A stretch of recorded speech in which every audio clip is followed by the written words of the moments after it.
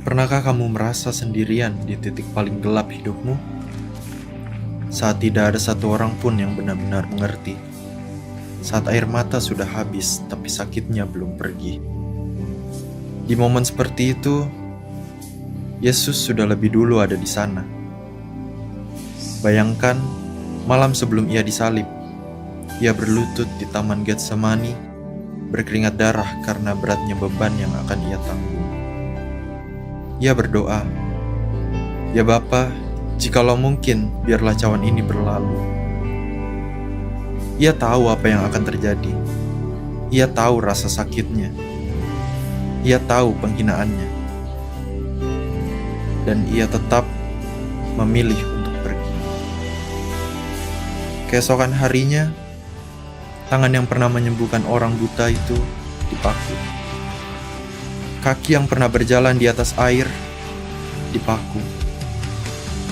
Tubuh yang tidak pernah berbuat dosa dirobek, diludahi, dan dihina.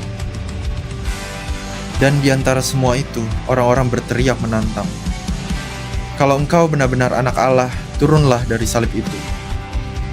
Tetapi ia tidak turun. Bukan karena ia tidak mampu, tapi karena kamu ada dalam pikirannya. Dan ia memilih untuk tetap di sana. Yang tersisa sekarang hanya satu pertanyaan. Maukah kamu menerimanya? Shalom. Berapa banyak yang siap untuk menyembah Tuhan malam hari ini? Mari lambaikan tangan buat Tuhan kita.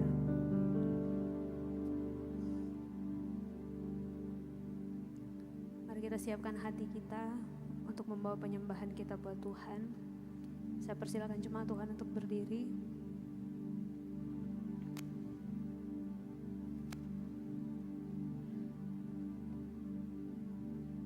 Mari tundukkan kepala kita berdoa.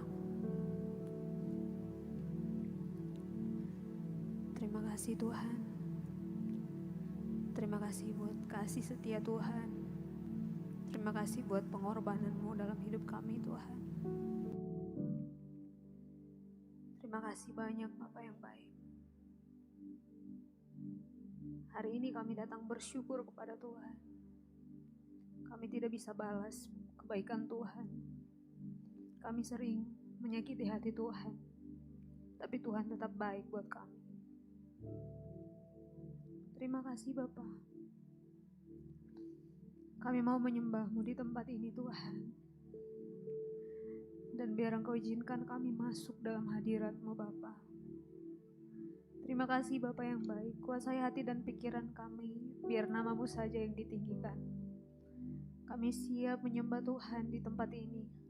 Di dalam nama Tuhan Yesus, mari sama-sama kita katakan, amin. Silakan duduk kembali jemaat.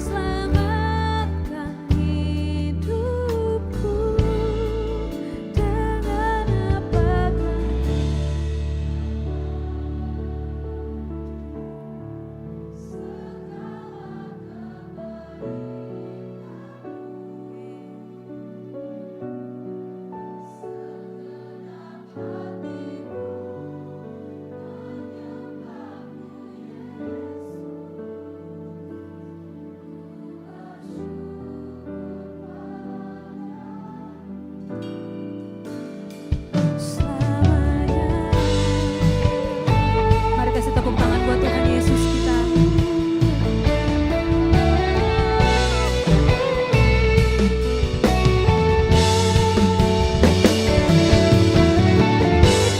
Kami datang bersyukur kepadamu Tuhan.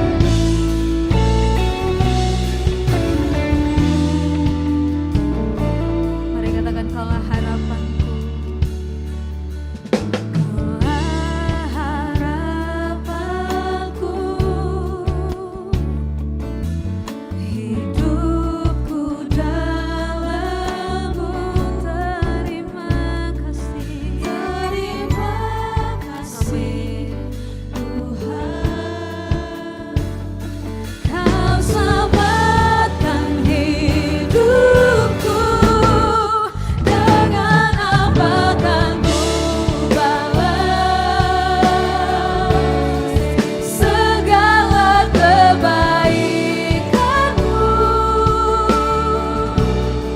Segenap hatiku menyembah-Mu Yesus. Ku bersyukur padamu. Dengan apa kan ku balas segala kebaikan-Mu. Amin. Di hati kami Tuhan. Segenap hatiku menyembah-Mu Yesus. Ku bersyukur padamu. Dengan apa kan ku balas segala kebaikan-Mu. Segenap hatiku menyembah-Mu Yesus. Ku bersyukur padamu. Dengan apa kan ku balas. Terlalu baik Engkau Tuhan.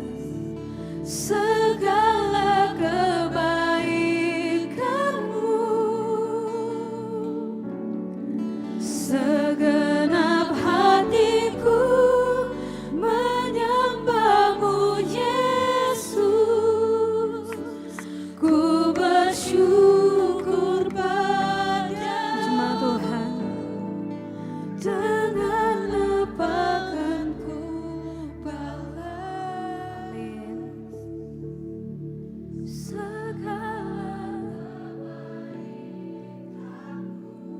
Ini hidup kami Tuhan. Segenap hatiku menyembah-Mu Yesus. Ku bersyukur. Mari angkat tanganmu, katakan.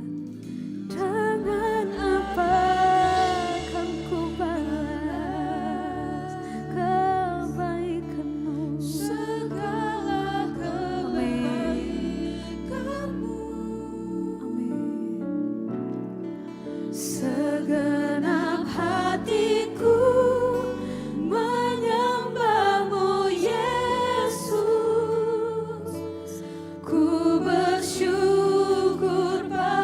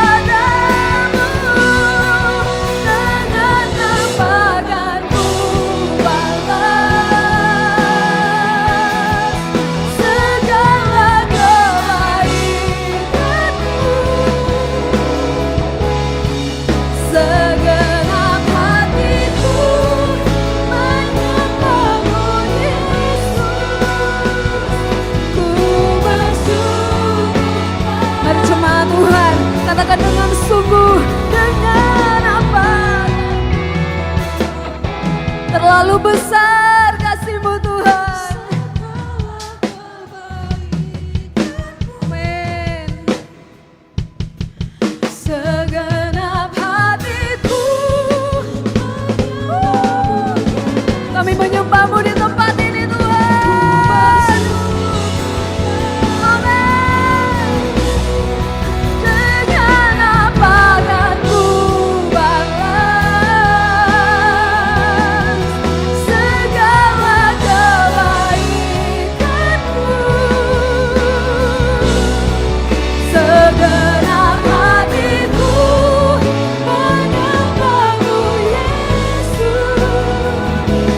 Ku bersyukur padamu. Dengan apa akan ku balas. Merenungkan kebaikan Tuhan.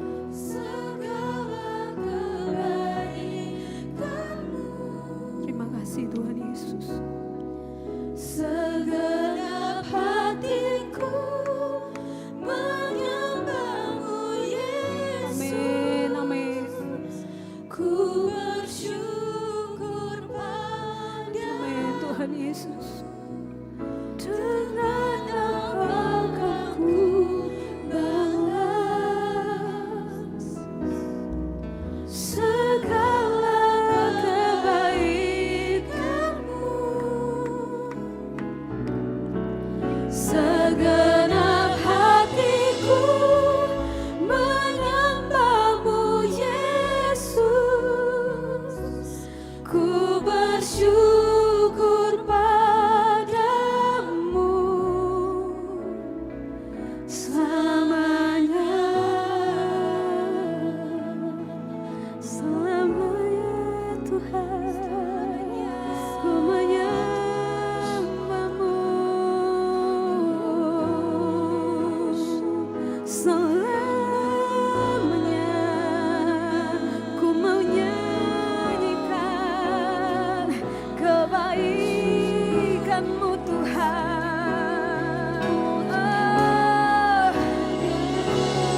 Kami bersyukur Tuhan. Kami bersyukur. Sungguh baik Tuhan. Kami bersyukur Tuhan buat kasih-Mu. Kami bersyukur buat pengorbanan-Mu Tuhan. Kami bersyukur buat cinta-Mu. Tak dapat kami balas. Tak dapat kami balas Tuhan.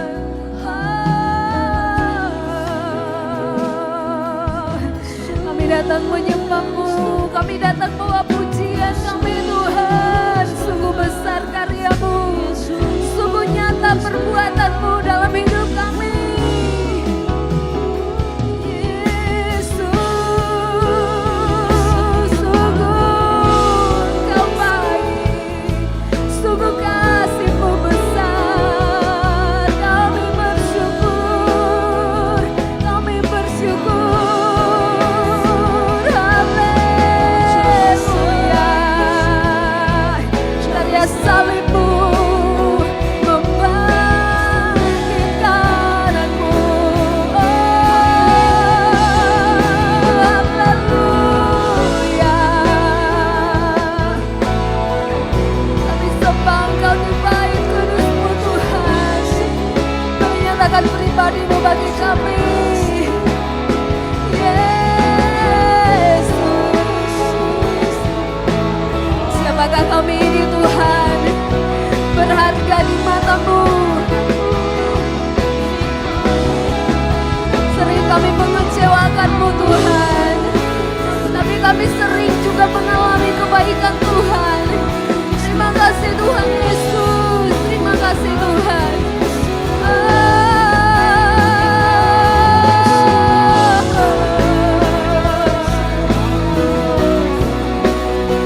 Terima kasih Tuhan. Lebih lagi Tuhan. Lebih lagi kami mau menyembah-Mu. Lebih lagi kami mau bawa pujian kami.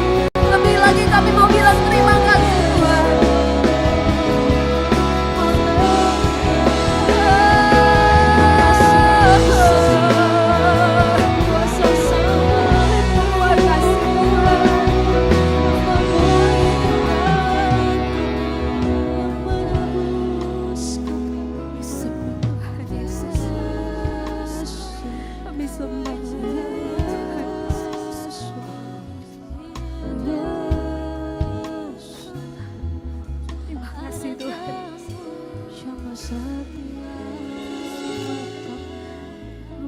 amin. Sebab Kau layak Tuhan, sebab Kau layak terima pujian kami, sebab Engkau yang layak dimuliakan Tuhan. Terima kasih Tuhan, terima kasih Tuhan. Kami bersyukur Tuhan.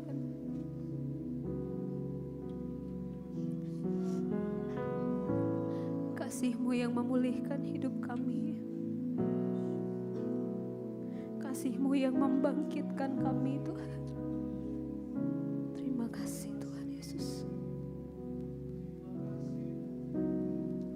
Amin, amin. Mari nikmati Tuhan sore hari ini. Mari secara pribadi engkau datang pada Tuhan.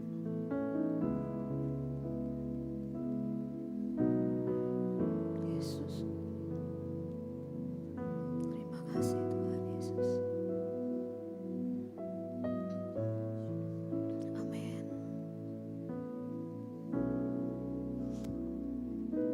Kasih-Mu memulihkan hidupku, kuasa-Mu membangkitkan rohku, darah-Mu telah tercurah bagiku, pengorbanan-Mu sempurna. Sambil angkat tanganmu katakan, kasih-Mu memulihkan hidupku, kuasa-Mu membangkitkan rohku. Amin. Darah-Mu telah tercurah bagi. Katakan pengorbanan-Mu Tuhan. Pengorbanan-Mu sempurna. Kasih tepuk tangan buat Tuhan Yesus kita. Sama-sama ya. Ku hidup oleh anugerah-Mu. Amin. Yang terbaik ku terima dari-Mu. Rancangan-Mu indah bagiku, sebab ku hidup selalu di dalam-Mu. Tiada pernah ku meragukan bukti kasih dan karya salib-Mu. Amin. Kau telah mati gantikan hidupku, sebab itu ku selalu bersyukur. Kasih-Mu memulihkan hidupku, kuasa-Mu membangkitkan rohku, darah-Mu telah tercurah bagiku, pengorbanan-Mu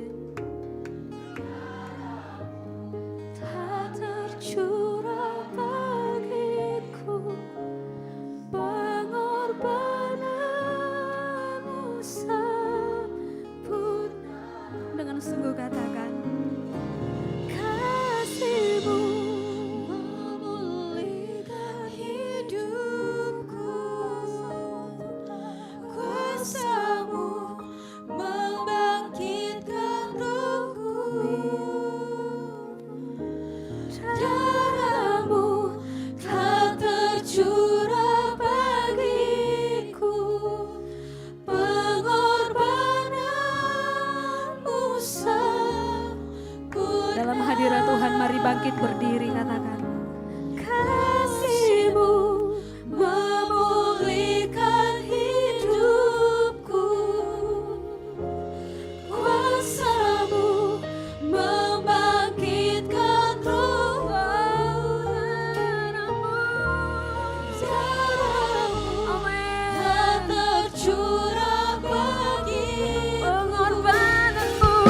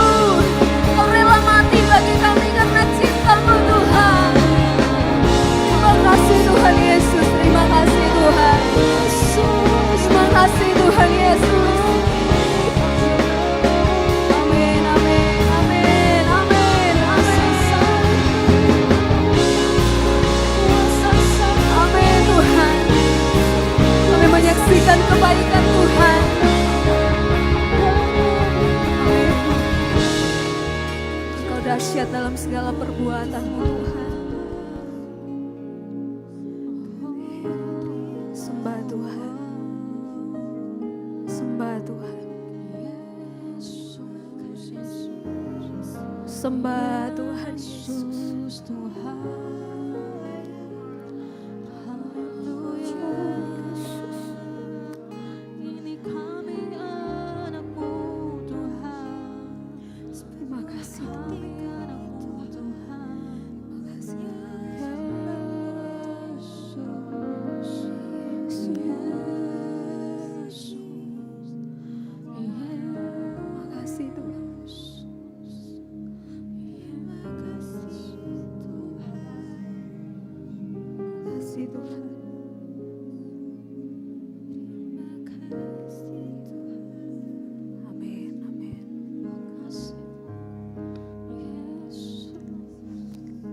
kasih Tuhan Yesus.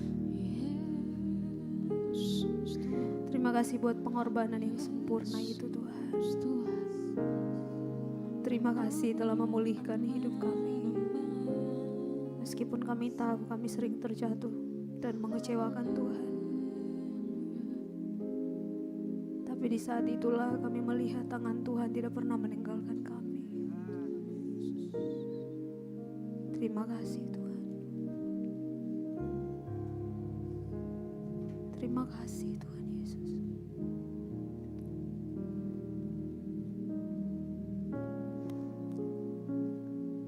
Firman-Mu berkata, akan tetapi Allah menunjukkan kasih-Nya kepada kita oleh karena Kristus telah mati untuk kita ketika kita masih berdosa. Ini adalah cinta yang tanpa batas. Ini adalah cinta yang tanpa syarat.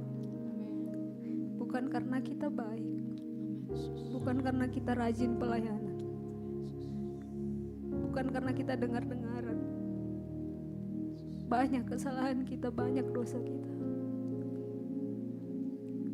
Tuhan baik. Tuhan baik. Terima kasih Tuhan.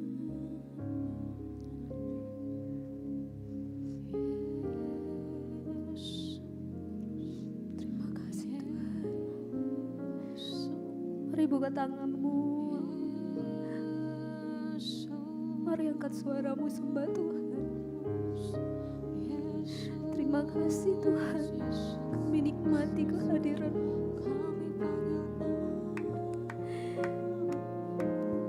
Tidak ada yang bisa kami lakukan untuk balas kebaikan-Mu Tuhan. Kami datang bersyukur.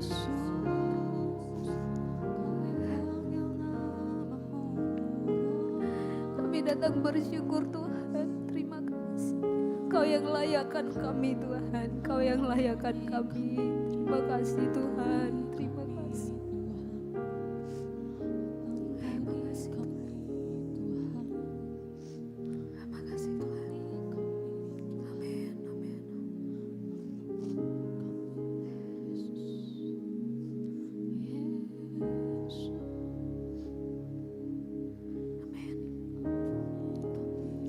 Di hatimu terukir namaku, di matamu terlukis wajahku, bukan karena kuat gagahku, namun hanya karena kemurahan-Mu. Meski terkadang aku terjatuh, tak pernah lelah Kau hampiriku, memelukku dengan cinta-Mu. Betapa besar mulia kasih-Mu. Bagi-Mu Tuhan segala pujian, hormat kemuliaan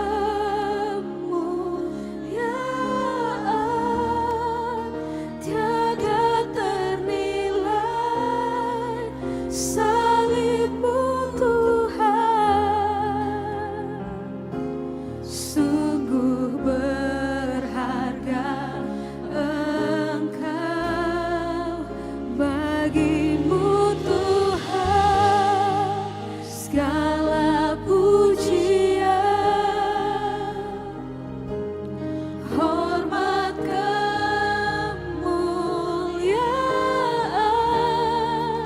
tiada ternilai.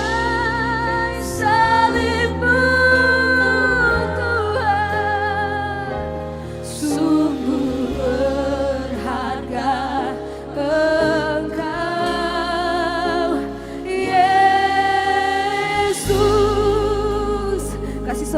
yang paling meriah buat Tuhan kita. Hatimu terukir namaku di matamu, terlukis wajahku bukan karena kuat gagahku, namun hanya karena kemurahan. Ini pengakuan kami Tuhan. Meski terkadang aku terjatuh, tak pernah lelah kau hampiriku, memelukku dengan cintamu. Betapa besar mulia kasih-Mu. Oh, bagimu Tuhan segala pujian, hormat kemuliaan,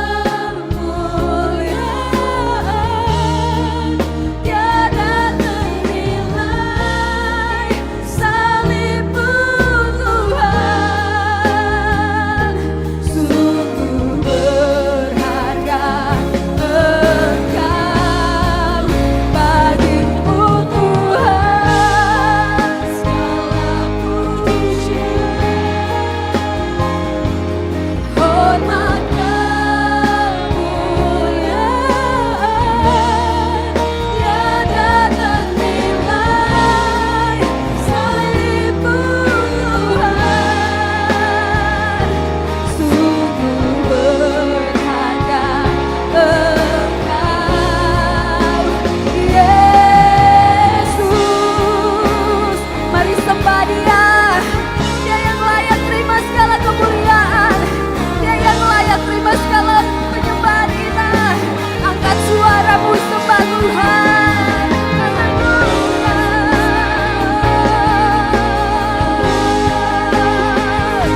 Kami sembah kami.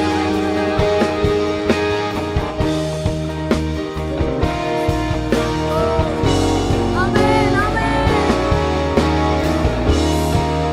Bagimu Tuhan segala pujian. Amin. Mari nyatakan dengan sungguh pujian ini. Dia yang layak terima segala pujian, kemuliaan dan hormat.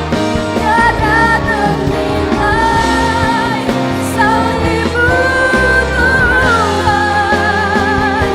Sungguh berharga. Lebih lagi katakan, bagimu Tuhan segala pujian, hormat kemuliaan. Katakan tiada ternilai.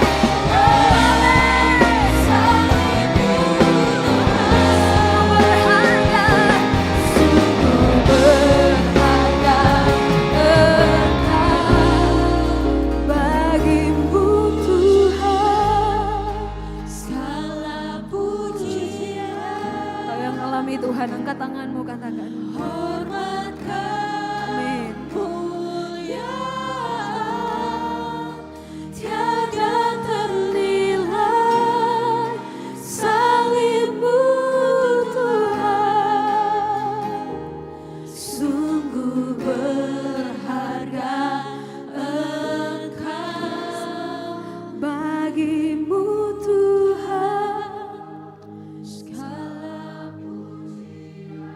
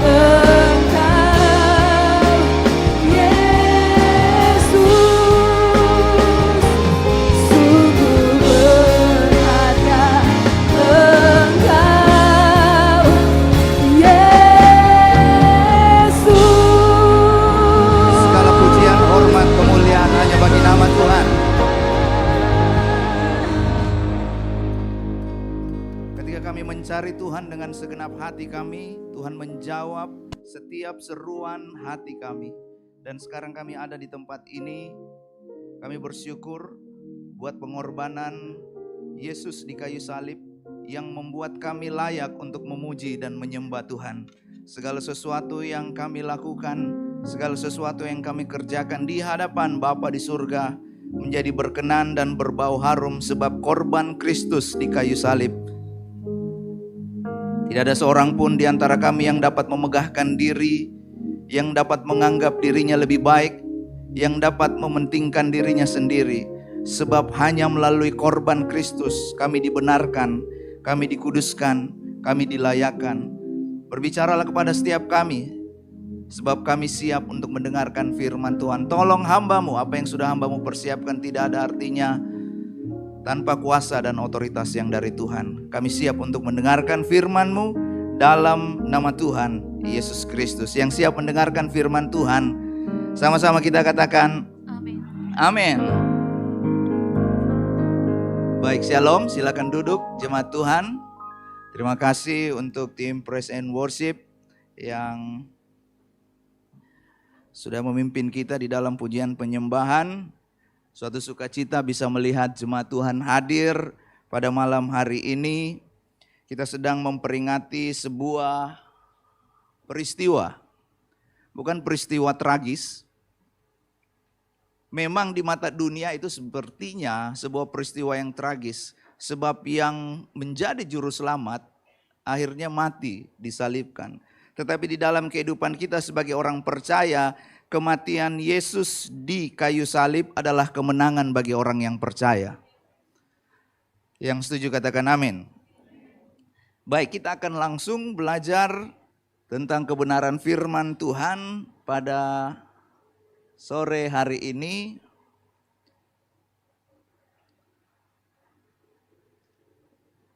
Belum connect ya. Tema firman Tuhan pada sore hari ini adalah kuasa darah Yesus. Yang terambil dari Wahyu pasalnya yang ke-12 ayatnya yang ke-10 sampai ke-12. Salah di sana, kurang satu. Sampai ayatnya yang ke-12. Baik, kita harus memahami latar belakang kitab Wahyu. Siapa yang pernah baca kitab Wahyu di sini? Hanya beberapa orang. Yang lain baca Marvel. Oh, ya, baca Alkitab ya. Kalau kita baca kitab Wahyu itu sepertinya kitab yang ada di film Star Wars. Ada di film Marvel. Di sana ada naga. Di sana ada sepertinya peperangan yang tidak masuk di dalam akal budi kita.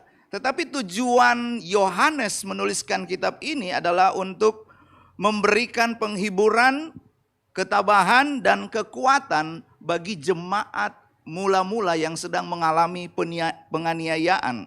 Tetapi caranya yang Yohanes pakai, dia memakai metodologi, dia memakai cara pandang untuk bisa disampaikan kepada jemaat mula-mula yang sedang mengalami penindasan pada zaman Kaisar Roma.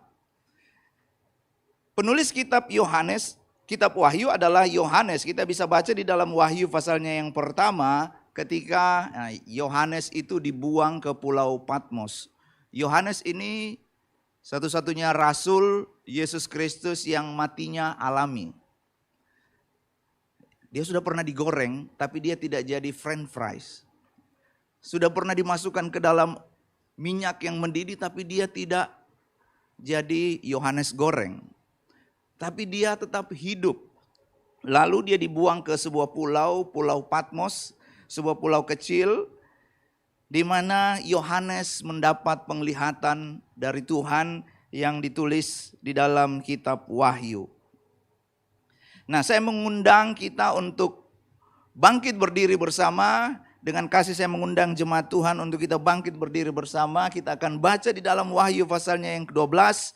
Ayatnya yang 10 sampai ayatnya yang ke-12. Judul perikopnya adalah nyanyian kemenangan. Saya akan membaca tulisan yang berwarna biru. Jemaat Tuhan tulisan yang berwarna kuning. Tulisan yang berwarna putih kita baca bersama-sama ayat 10, 11 dan 12. Ayat yang ke-10, dan aku mendengar suara yang nyaring di surga berkata, sekarang telah tiba keselamatan dan kuasa dan pemerintahan Allah kita dan kekuasaan Dia yang diurapinya, karena telah dilemparkan ke bawah pendakwa saudara-saudara kita yang mendakwa mereka siang dan malam di hadapan Allah kita. Ayat 11.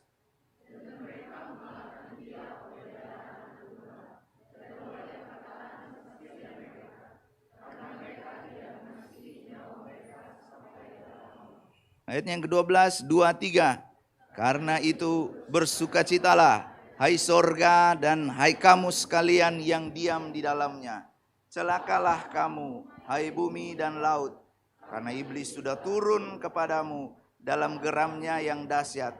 Karena ia tahu bahwa waktunya sudah singkat. Puji Tuhan, silakan duduk jemaat Tuhan. Berbagai orang yang membaca, mendengarkan, merenungkan dan melakukan firman Tuhan. Ayatnya yang ke-12, karena itu bersukacitalah. Jadi yang dituliskan di dalam ayat 10 dan ayat yang ke-12 ini adalah sebuah nyanyian sukacita setelah peperangan besar yang terjadi dan malah iblis itu jatuh. Nah, di pasal 12 ini kita akan belajar tentang penghakiman di bumi. Kita akan melihat bagaimana Yohanes menyampaikan kepada masyarakat pada zaman Perjanjian Lama, khususnya yang di wilayah Asia Kecil, seperti di Efesus dan Pergamus. Yohanes memakai mitologi pada zaman itu. Pada zaman itu ada mitos-mitos dewa, yang paling terkenal adalah Dewa Leto, Dewa Piton, dan Dewa Apollo. Tetapi tujuan Yohanes menceritakan tentang, kalau kita baca di ayat yang pertama itu ada kisah tentang naga dan perempuan yang melahirkan seorang anak. Tetapi tujuan Yohanes yang sebenarnya adalah menceritakan ada seorang juru selamat yang akan lahir bagi dunia ini. Juru selamat bagi kita semua yang hadir di tempat ini, yang mendengarkan firman Tuhan. Baik nanti yang akan mendengarkan melalui online. Ada juru selamat di dalam kekekalan bagi kita semua. Yang percaya katakan amin. Nah, di dalam kitab Wahyu ini juga ada hal yang Yohanes mau sampaikan, yaitu kehidupan kita sebagai orang percaya. Terkadang kita merasa penderitaan itu selalu ada. Sepertinya tidak pernah habis. Selesai melewati satu persoalan, datang persoalan lain. Selesai melewati satu badai, ada badai lain. Selesai melewati satu kesusahan, ada kesusahan lain. Yohanes mau menyampaikan bahwa sebagai orang Kristen yang percaya kepada Tuhan, dengarkan ini baik-baik, ada dua kekuatan yang sedang tarik-menarik. Ketika permasalahan itu datang, apa respon kita? Nah, kalau saya bilang dua kekuatan besar sedang tarik-menarik, jangan berpikir kekuatan ini seimbang. Sebab kerajaan maut sudah dikalahkan. Iblis sudah tidak punya kuasa lagi di dalam kehidupan orang-orang yang percaya kepada Tuhan. Apa respon kita ketika persoalan datang? Apakah kita menjadi garam atau kita menjadi gula? Maksudnya kita berbicara sembarang, kita berbicara yang manis, yang penting saya dapat untung, yang penting saya memperoleh promosi. Apakah kita menjadi terang ketika keadaan di sekitar kita gelap? Sebab di dalam keadaan gelap, suami dan istri bisa salah pegang. Dia bukan pegang istrinya, dia bukan pegang suaminya, karena keadaannya gelap. Betul ya? Tetapi ketika ada satu terang, oh yang ini istri saya. Oh yang ini suami saya. Jangan dibilang, oh saya bisa tahu suamiku dari baunya. Tidak seperti itu ya. Jadi ketika ada tawaran-tawaran yang datang di dalam dunia ini, Yohanes sedang menyampaikan apakah respon kita itu mengikuti kerajaan sorga. Dunia yang sekarang ini terlihat sedang menuju kehancuran dan tanpa arah, sebenarnya sedang berjalan menuju pada kemenangan yang disediakan Allah. Kita bisa lihat itu di dalam ayatnya yang ke-10, dan aku mendengar suara yang nyaring berkata di sorga, sekarang telah tiba keselamatan dan kuasa dan pemerintahan Allah kita. Tidak ada kata kemenangan di sana. Sekarang kita akan belajar dari ayatnya yang ke-10 terlebih dahulu. Kita lihat di dalam ayat yang ke-10 ada kata sekarang telah tiba. Bilang dulu sama-sama, sekarang telah tiba. Kapan kalimat ini menjadi nyata di dalam kehidupan kita orang Kristen? Ketika Yesus di kayu salib dan dia berkata, it is finished. Sudah selesai. Apa yang sudah selesai? Kutuk kita, dosa kita, pelanggaran kita sudah diselesaikan di kayu salib. Kalimat ini sekarang telah tiba itu mulai terjadi, terrealisasi ketika Yesus berkata, sudah selesai.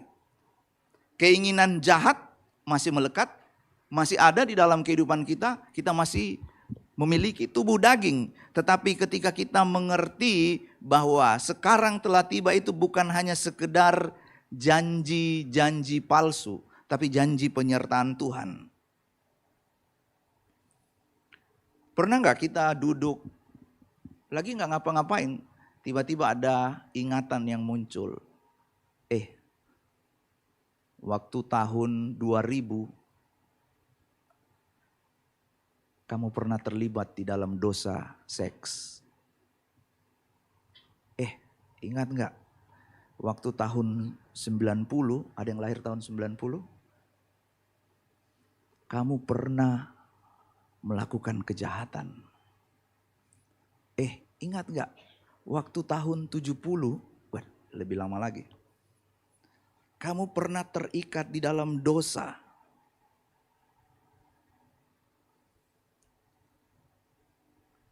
Dan itu bisa dipastikan ketika muncul dakwaan-dakwaan, ingatan-ingatan bagi orang-orang yang sudah mengaku dosa kepada Tuhan. Seperti 1 Yohanes pasalnya yang pertama ayat yang ke-9, jika kita mengaku dosa maka ia adalah setia dan adil. Dia akan menghapuskan segala dosa kita. Menyucikan kita dari segala kejahatan. Jadi ketika kita percaya kepada Tuhan, ketika kita menerima Yesus Kristus sebagai Tuhan dan Juru Selamat, maka yang terjadi adalah dosa kita diampuni. Nah, bagaimana cara kerja pendakwa, yaitu iblis itu, dia menuduh, membuat rasa bersalah dari kesalahan masa lalu. Sebab ini, kita tidak punya tombol delete untuk memori kita di masa lalu.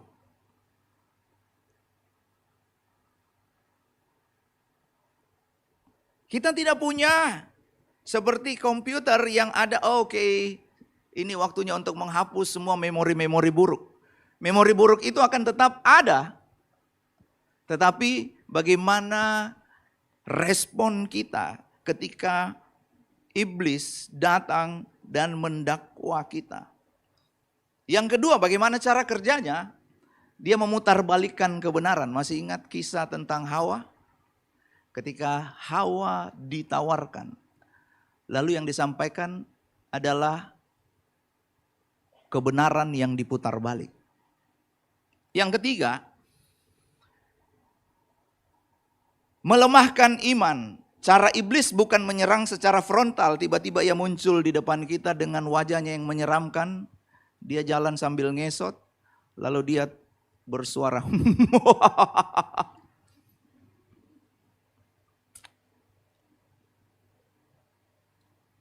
Tahu nggak cara iblis melemahkan iman?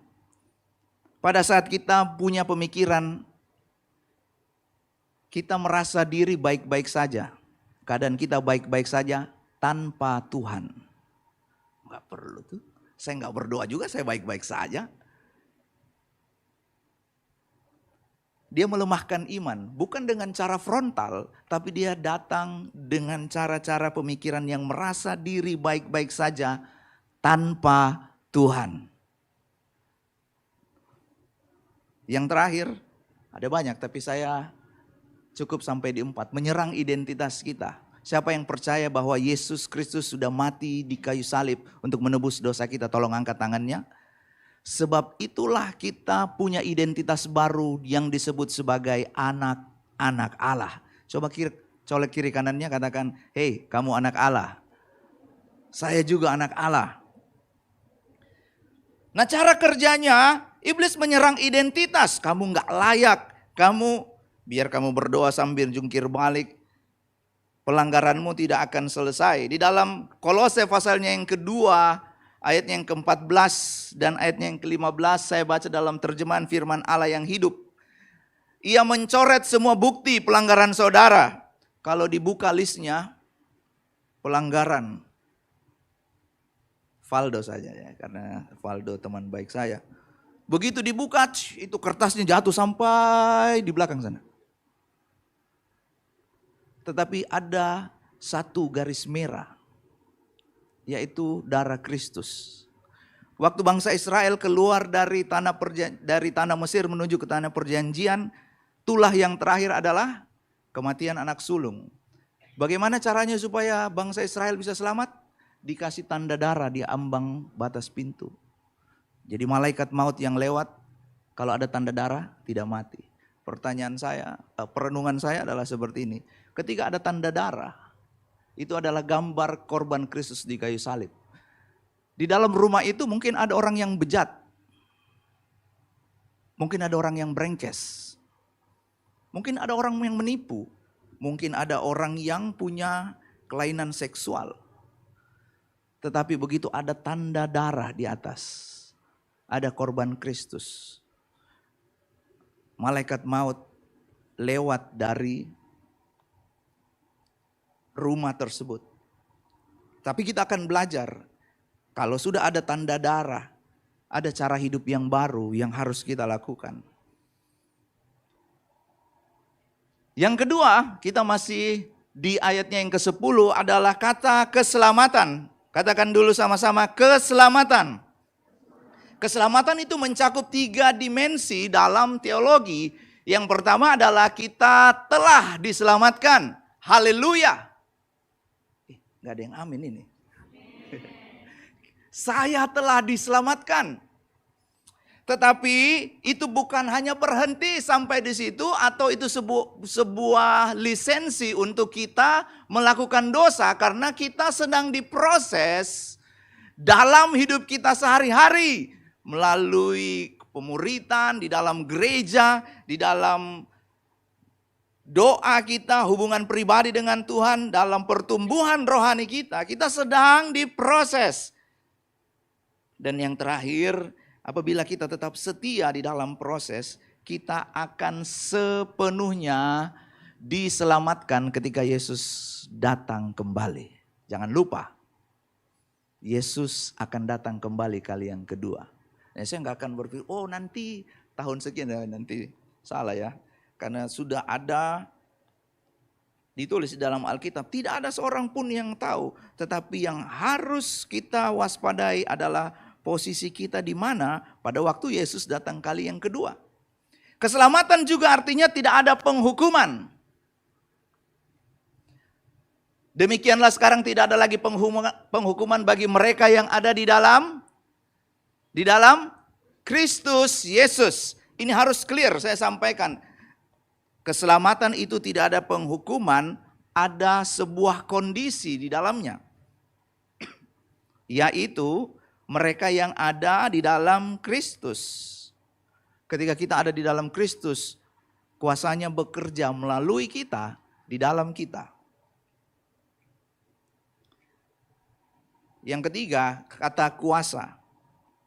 Sekarang telah tiba keselamatan dan kuasa. Kuasa di sini punya arti yang sama dengan Kisah Para Rasul pertama ayatnya yang ke-8. Kamu akan menerima kuasa kalau Roh Kudus turun ke atas kamu. Untuk kita mengerjakan pekerjaan-pekerjaan Allah di muka bumi ini. Yaitu dunamis.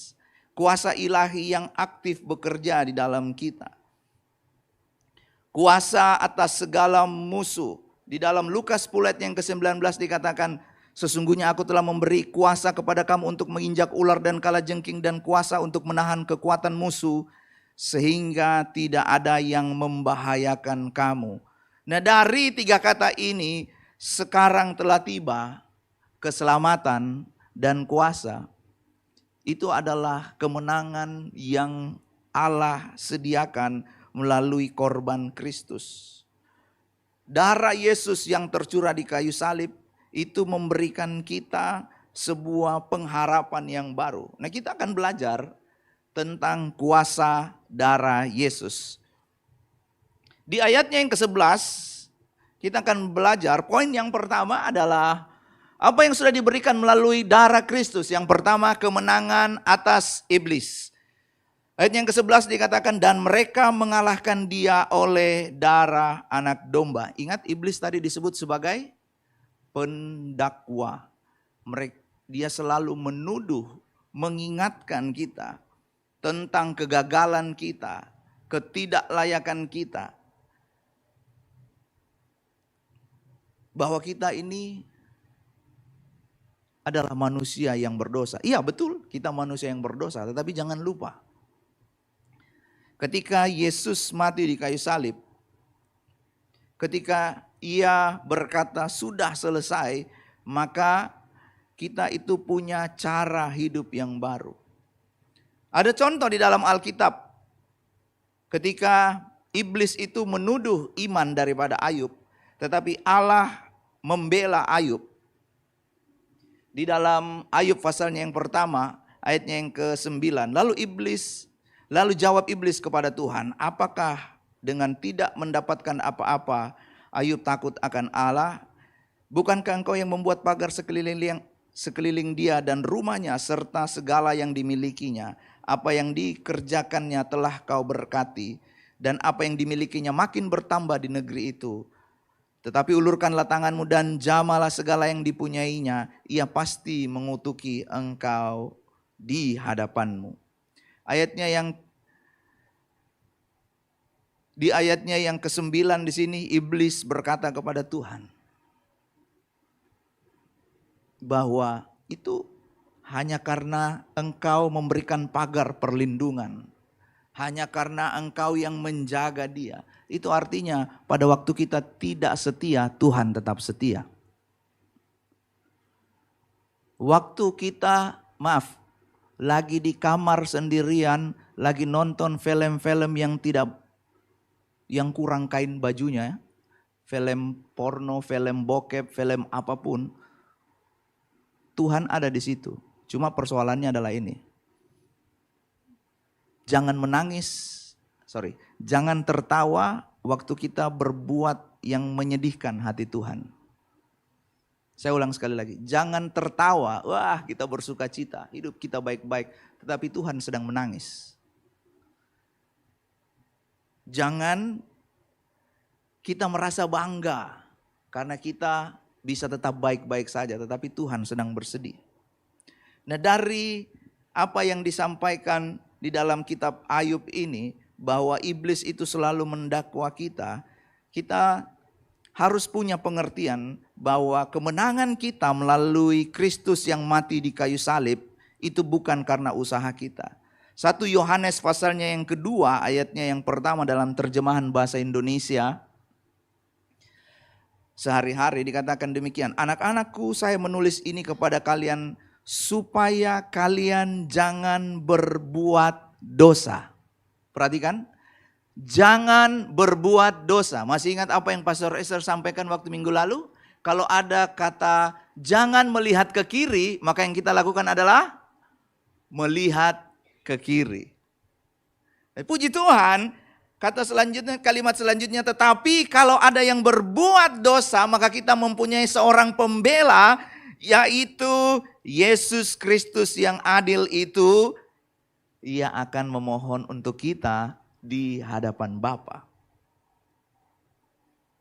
Jadi ketahuilah, kita tidak berperang untuk menang, tapi kita berperang dari kemenangan karena Yesus sudah mati bagi kita. Kematian Yesus itu bersifat final. Apa artinya?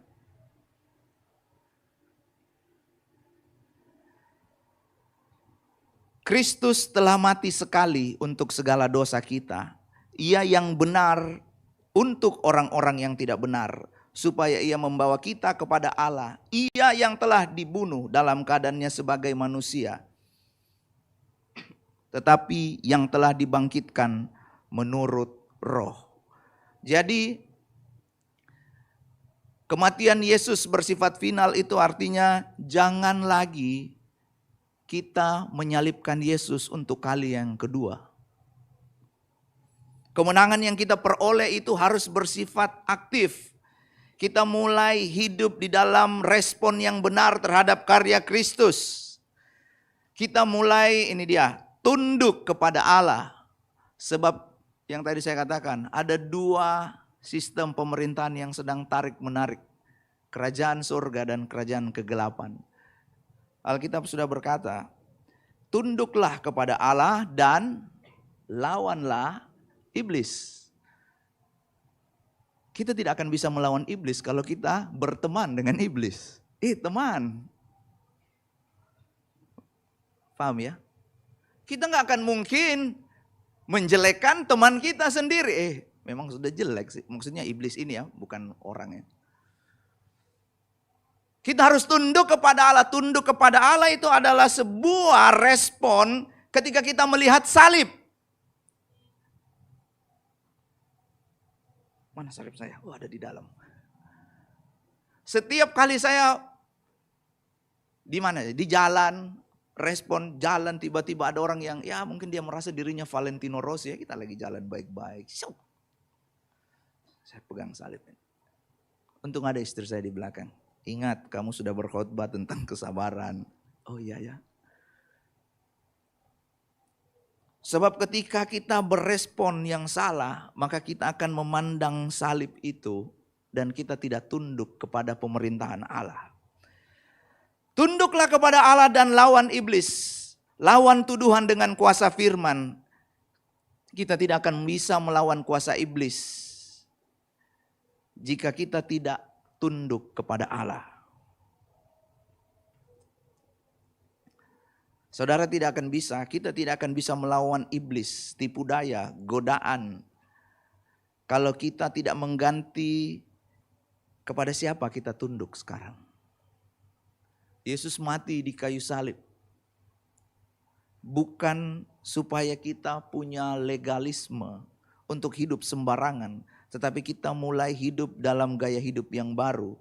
Yaitu tunduk kepada Allah. Yang kedua, melalui korban darah Kristus. Tolong disiapkan videonya ya. Ada kesaksian orang percaya. Dan mereka mengalahkan dia oleh darah anak domba dan oleh perkataan kesaksian mereka. Hidup kita sebagai orang percaya bukan hanya bisa dilihat melalui perkataan kita, tetapi melalui perbuatan kita. Ketika kita mengakui akan korban Kristus di kayu salib, maka gaya hidup kita itu akan menjadi kesaksian yang hidup bagi orang lain. Kita akan tetap hidup benar walaupun di dalam usaha sedang tidak baik-baik saja.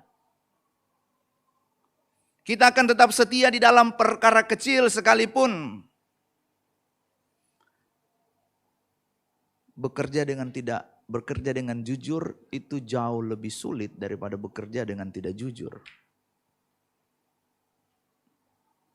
Dan kalau kita setia di dalam perkara kecil, nama kita itu tidak muncul di warta jemaat sih. Tidak muncul di internet, tidak viral maksudnya ya. Waktu kita setia di dalam perkara kecil, dikasih tanggung jawab sama orang tuanya. Ini uang kuliah, selesaikan kau kuliahmu. Itu perkara yang sederhana, tetapi pada waktu kita mengerjakan dengan setia di dalam perkara-perkara yang kita, kalaupun kuliah saya mundur 5-6 tahun kan tetap diselesai. Padahal itu bisa menjadi kesaksian bagi orang-orang yang ada di sekitar kita. Pada waktu kita hidup mengutamakan Tuhan, Apa itu hidup mengutamakan Tuhan? Adalah waktu yang kita miliki saat ini harus diatur, bukan sisa-sisa hidup. Beberapa waktu yang lalu saya beberapa kali diminta Pastor Esra, tolong doakan orang. Tolong doakan ini, tolong doakan ini. Dan setiap kali saya pergi mendoakan, yang muncul di dalam benak saya itu, wah, orang-orang yang saya doakan itu umur ya di atasnya saya mungkin 10 tahun. Umur ya 10 tahun, ada yang 15 tahun di atas saya, 50, 60. Sakit gula, hipertensi, yang dokter bilang sakit penyakit degeneratif. Sebab makanan dan minuman sekarang itu kan sudah terlalu banyak mengandung pestisida, gula dan lain sebagainya. Tetapi ini yang muncul di dalam pemikiran saya, bahwa ketika kita masih sehat, masih kuat, masih muda, yuk kita melayani Tuhan. Yang mau melayani Tuhan katakan amin. Jangan nanti tunggu, sudah sakit, kakinya sudah hitam karena gula sudah tinggi, baru menyanyi, oh Tuhan pakailah hidup. Ya Tuhan bisa sembuhkan, saya percaya Tuhan bisa sembuhkan. Tetapi waktu masih sehat, waktu masih kuat, waktu otak masih encer, dikasih satu lagu 15 menit, oh dia bisa kuasai lagunya, main musik, menyanyi, kenapa masih encer? Tapi begitu dia sudah masuk kepala 4, kepala 5 karena sudah terlalu banyak hutang, cicilan, kehidupan, keluarga, pekerjaan, dan lain-lain. Akhirnya mulai malas-malasan. Nah, kehidupan kita itu harus menjadi kesaksian bagi orang-orang yang ada di sekitar kita. Bukan hanya melalui perkataan, tetapi juga melalui perbuatan kita.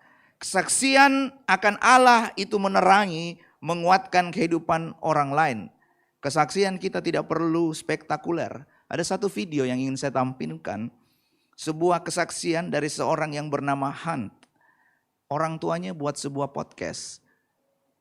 Dan kesaksiannya ini bukan tentang keberhasilan, bukan tentang kesuksesan. Tolong bisa ditampilkan. Dari mimbar ini, dari tempat ini, izinkan saya menyampaikan kepada jemaat Tuhan bahwa kesaksian kita itu jangan hanya berorientasi pada kekayaan dan keberhasilan, tetapi keteguhan iman kepada Yesus sampai mati. Silakan diputar. Why did God give you cancer? Because God allowed it, right? Because God is in control. Because He chose me. And why did He choose you? Because I'm a special boy. You're a special boy. You are. But you've been through so much pain. Why did God say yes to that? Because He chose me to do it. And are you mad at God? At all? No. Why? Because I'm glad that He chose me and not one of like Maddie or Emma. Why? Because then they're gonna have to go through this. And you don't want them to. Why is Daddy crying? Because I have to go through this. I wish I was going through it. I wish I had cancer so that you wouldn't have to have it. But God said no, huh?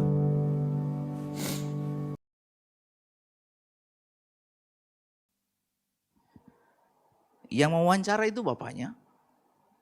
Anaknya ini mengalami kanker di otak. Dan dari kesaksian ini saya nonton pertama kali kalau nggak salah 2 tahun atau 3 tahun yang lalu ya. Mungkin kita juga pernah nonton ini. Tapi kesaksian kita sebagai orang percaya jangan hanya berorientasi pada kekayaan. Tuhan tolong saya. Sehingga saya berhasil memperoleh tender. Bagus, saya setuju dengan hal itu. Tetapi kita juga menyaksikan ketika keteguhan iman kita kepada Yesus dalam segala keadaan. Sampai Tuhan memanggil kita. Khotbah ini sepertinya tidak menyenangkan. Tetapi karya salib itu adalah di mana Yesus sudah mengorbankan kehidupannya.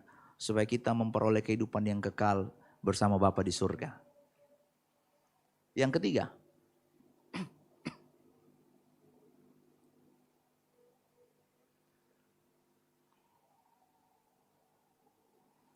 Kesaksian yang sejati adalah kita sedang menyatakan apa yang Kristus sudah perbuat dalam hidup kita.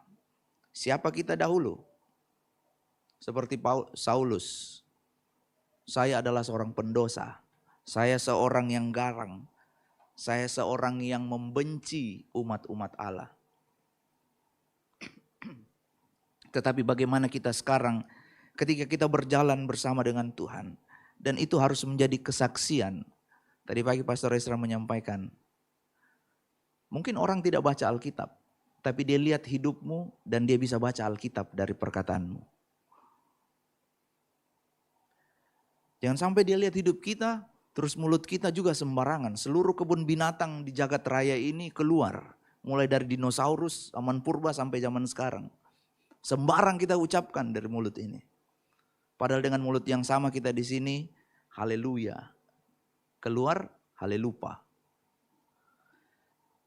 Yang ketiga,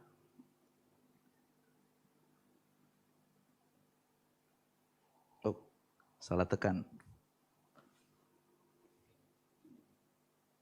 Keteguhan sampai mati. Yohanes ingin kita mengetahui bahwa ayat yang ke-11, karena mereka tidak mengasihi nyawa mereka sampai ke dalam maut. Yohanes ingin mengetahui kita melalui pembacaan kitab Wahyu ini bahwa Yesus tidak berhenti ketika tubuhnya dicambuk.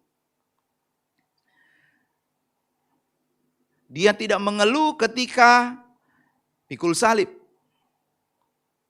Kalau kita dikatakan pikul salib, ayo nanti ambil waktu untuk berdoa dan berpuasa. Keluhannya itu bisa 24 jam. Yesus tidak menyerah ketika tangan dan kakinya dipaku. Waktu paku menembus tangan, dia tidak aduh capek deh.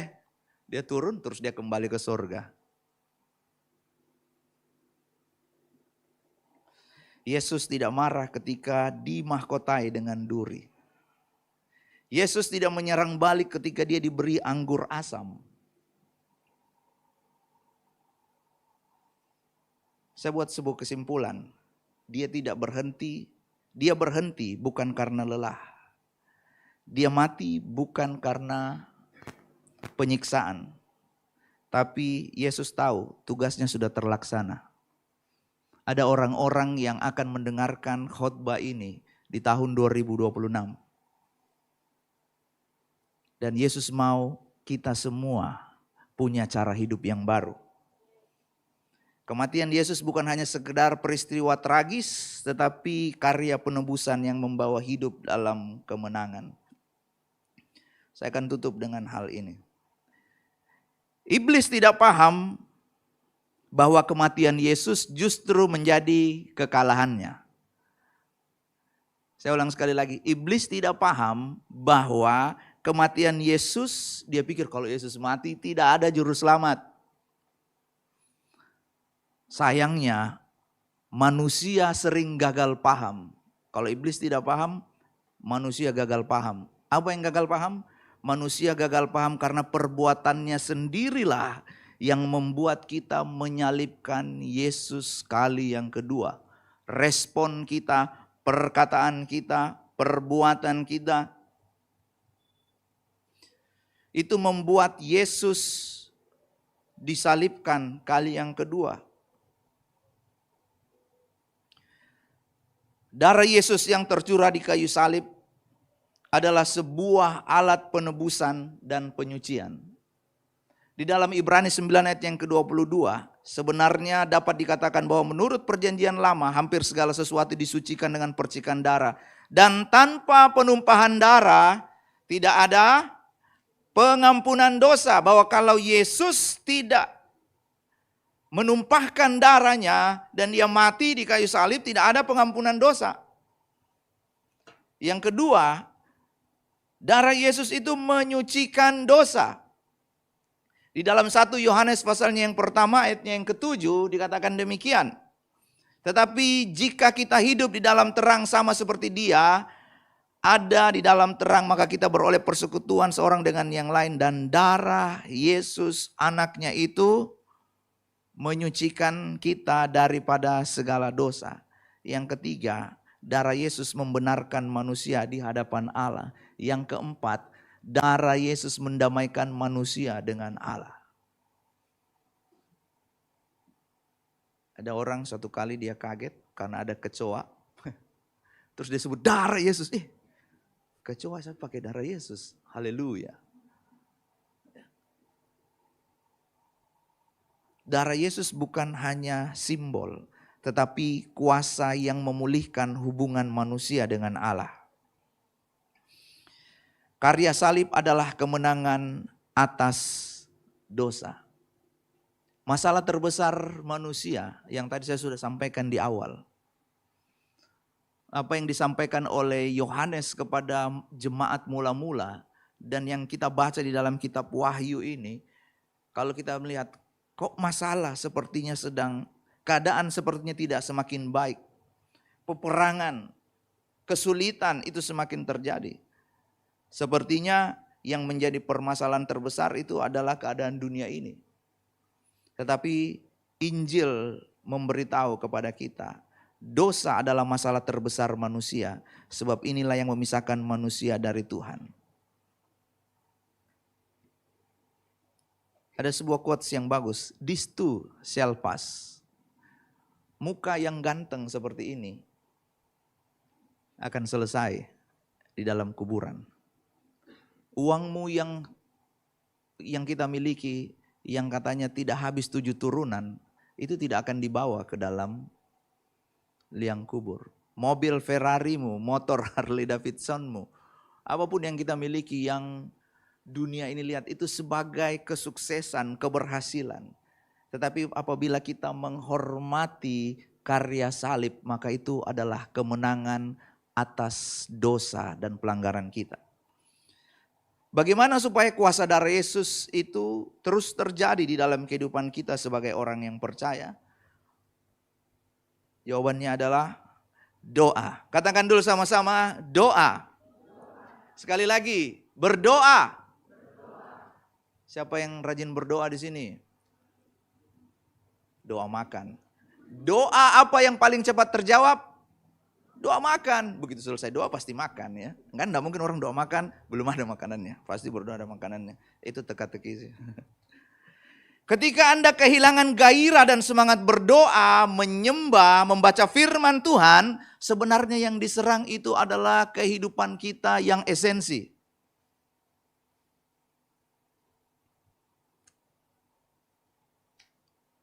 Nanti bideh. Ada ditulis sama Vero. Ayo berdoa. Nanti bideh. Masih ada di minggu depan. Ditulis sama Pastor Ezra. Ayo berdoa.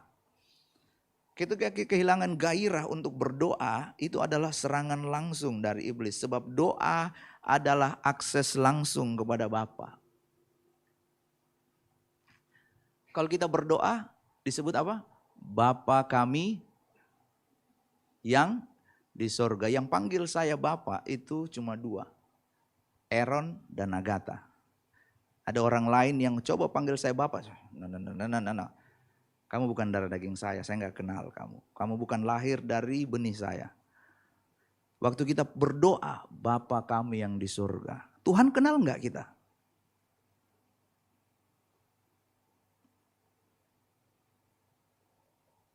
Doa adalah akses langsung kepada Bapa dan kita memperoleh akses ini melalui karya Kristus di kayu salib. Jadi kalau kita sebut Bapa itu jangan main-main. Jangan pikir ya sama seperti ya ini kan liturgi ya setiap minggu kita sebut di sini. Tetapi di dalamnya itu doa itu adalah akses langsung kepada Bapa. Kita menyebut Dia Bapa dan kita memperoleh akses ini melalui penebusan Yesus Kristus. Darahnya yang tercurah di kayu salib. Pada saat kita berdoa sebenarnya kita sedang berdiri di hadapannya dan kalau bangsa Israel mau masuk di dalam Gunung Sinai, waktu Musa menerima 10 hukum Tuhan, mereka coba-coba melangkah, mati. Hukumannya adalah mati. Sebab kekudusan itu gak boleh dilanggar. Tetapi kita bisa berdiri dan memanggil Tuhan, Bapa. berdiri di hadapan Tuhan dan memanggil dia Bapa, itu karena korban Kristus di kayu salib. Doa itu bukan pelengkap hidup, bukan aksesoris rohani, tetapi doa itu adalah esensi. Katakan dulu esensi. Siapa yang, oke saya akan selesai. Siapa yang lapar terus dia makan? Nggak perlu disuruh kan? Betul ya? Siapa yang tahu dia haus terus dia minum? Ini saya sudah dehidrasi ini. Tapi Alkitab tulis, jiwaku haus kepadamu Tuhan. Sebab Daud tahu, dia sudah mulai kehilangan rasa haus kepada Tuhan. Jangan sampai kita sudah dehidrasi, kita nggak minum-minum. Doa itu bukan sekedar pelengkap, doa itu adalah esensi. Apakah kita berdoa karena kewajiban? Kalau saya nggak berdoa nanti saya nggak dijadwal lagi di pelayanan. Kalau saya nggak berdoa nanti doa itu hanya sekedar rutinitas. Kalau saya tidak berdoa nanti usaha saya tidak berhasil. Pekerjaan saya tidak akan tokcer, tidak akan memperoleh keuntungan. Padahal di dalam Matius 6 ayatnya yang ke-6, saya ambil dalam terjemahan The Message Bible. Tulisannya agak kecil ya. Ada sebuah kalimat yang membuat pemikiran saya berubah. Ketika kita berdoa, fokus pemikiran kita, diri kita itu akan shifting, berubah dari tentang saya, tentang Tuhan. Sediakan waktu untuk kita berdoa setiap hari. Doa adalah sumber kekuatan rohani dalam menghadapi peperangan rohani. Lukas 21 ayat yang ke-36, berjaga-jagalah senantiasa sambil berdoa. Supaya kamu beroleh kekuatan untuk luput dari semua yang akan terjadi itu. Siapa yang tahu bahwa kejadian di tahun 2026 akan terjadi perang yang besar? Gak ada yang tahu. Siapa yang tahu waktu tahun 2020 akan ada COVID?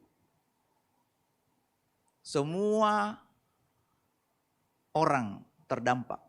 Semua bidang usaha terdampak. Bahkan gereja pun terdampak. Siapa yang tahu? Tetapi Alkitab sudah mengatakan, ambillah seluruh perlengkapan senjata Allah di dalam kitab Efesus. Dan di bagian terakhir dari perlengkapan senjata Allah itu disampaikan dalam segala doa dan permohonan. Waktu kita sudah pakai perlengkapan senjata Allah itu bukan berarti kita hanya pakai, terus kita nggak berdoa. Berdoalah setiap waktu di dalam roh dan berjaga-jagalah di dalam doamu dengan permohonan yang tidak putus-putusnya untuk segala orang kudus. Waktu kita menghadapi masalah, jangan lupa cari Tuhan. Waktu kita stres karena ditinggal kekasih, datang ke gereja. Supaya jangan muncul pikiran-pikiran yang aneh. Waktu kita stres karena pekerjaan, ambil waktu untuk berdoa. Jangan langsung panik.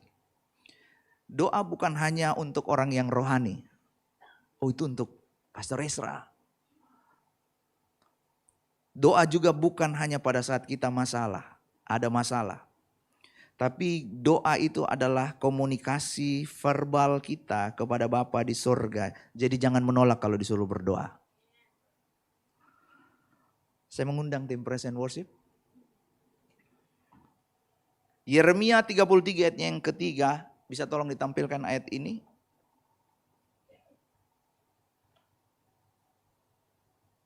Ketika semua terasa baik-baik saja. Usaha baik, hubungan baik, pekerjaan baik, kuliah baik. Ketika semua baik-baik saja, jangan kurangi hasratmu untuk berdoa. Yeremia pasalnya yang ke-33 ayatnya yang ke-3.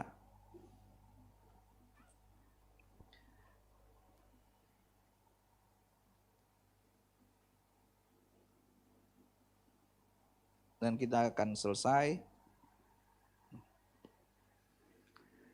Yeremia pasal yang ke-33 ayat yang ketiga kita baca sama-sama 1, 2, 3. Berserulah kepadaku.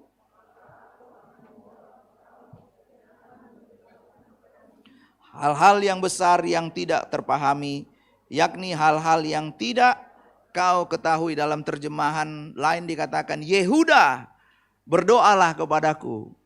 Sekarang ganti nama Yehuda itu dengan namamu. Peter, berdoalah kepada Tuhan. Jangan hanya ketika butuh baru berdoa. Jangan ketika ada masalah baru berdoa. Tetapi jadikan doa itu seperti 1 Tesalonika pasalnya yang kelima ayat yang ke-18. Ayat yang ke-17. Apa itu? Tetaplah berdoa. Dalam segala situasi dan keadaan. Di dalam doa itu kita akan semakin peka mendengar suara Tuhan. Semakin kita sering membangun hubungan intim dengan Tuhan, kita akan melihat bagaimana Tuhan bekerja di dalam kehidupan kita. Saya mengundang kita semua bangkit berdiri. Tundukkan kepala.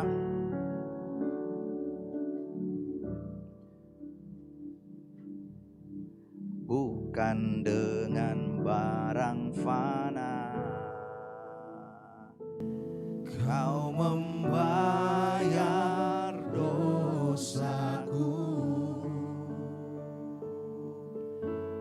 Dengan darah yang mahal, tiada noda dan celah. Bukan dengan emas perak Kau menebus diriku. Oleh segenap kasih dan pengorbananmu Tuhan. Oleh segenap kasih dan pengorbananmu, ku telah mati dan tinggalkan cara hidupku yang lama. Semuanya sia-sia dan tak berarti lagi. Hidup ini ku letakkan pada mesbah-Mu ya Tuhan. Jadilah padaku seperti yang Kau ingini. Jemaat Tuhan, tolong lihat ke saya sebentar. Siapa yang hafal ref lagu ini? Tolong angkat tangan. Sebagian besar dari kita hafal ref lagu ini. Tapi maukah kita seperti lagu ini dengan kesadaran? Bukan karena kita hafal. Jadilah padaku seperti yang Kau ingini. Firman Tuhan pada malam hari ini bukan hanya datang kepada jemaat Tuhan, tapi juga datang kepada saya yang memberitakan firman Tuhan. Apakah kita mau terus menerus di dalam kehidupan ini berkata, jadilah padaku seperti yang Kau ingini. Keadaan yang tidak menyenangkan, jadilah padaku seperti yang Kau ingini. Tender tidak selesai, saya tidak memperoleh tender itu. Jadilah kepadaku seperti yang Kau ingini, sebab aku percaya Tuhan akan mempersiapkan yang baik, yang terbaik. Semua yang sudah kita atur ternyata tiba-tiba berubah dalam pekerjaan, dalam bisnis, dalam segala sesuatu yang kita kerjakan, dalam hubungan. Kita percaya Tuhan sedang mempersiapkan yang terbaik. Ku telah mati dan tinggalkan cara hidupku yang lama. Sebab semuanya sia-sia Tuhan. Tanpa Engkau yang menyertai kami, tanpa Engkau yang menuntun langkah kami Tuhan,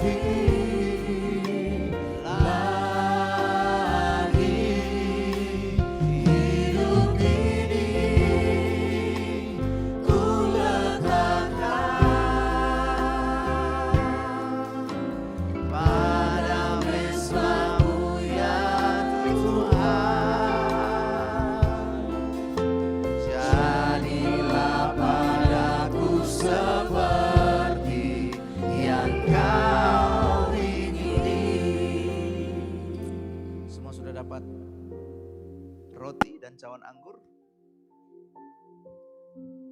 Mari kita siapkan roti dan cawan anggur ini dan dengarkanlah firman Tuhan sebelum kita mengangkat roti. Barang siapa yang mengangkat roti, makan roti dan minum cawan Tuhan dengan cara yang tidak layak, ia berdosa terhadap Tuhan. Cara yang tidak layak itu bukan hanya sekedar liturgi. Oh, kalau kita angkat pakai tangan kiri itu tidak layak. Oh, kalau kita angkat cuma setengah itu tidak layak. Tetapi ketika kita tidak menghormati kuasa darah yang sudah tercurah di kayu salib, kita menganggap remeh bahwa korban Kristus di kayu salib itu hanya sekedar mitos saja. Kita tidak pernah mengakui tubuh Tuhan dengan sungguh-sungguh. Hendaklah tiap orang menguji dirinya sendiri dan baru sesudah itu ia mengangkat roti dan makan, mengangkat cawan anggur dan minum dari cawan anggur. Seberapa lama kita hidup, seberapa sering kita melakukan perjamuan kudus, setiap kali kita melakukan itu kita sedang memperingati bahwa Yesus sudah mati bagi kehidupan kita. Mari kita angkat roti di tangan kanan kita dan dengarkanlah firman Tuhan.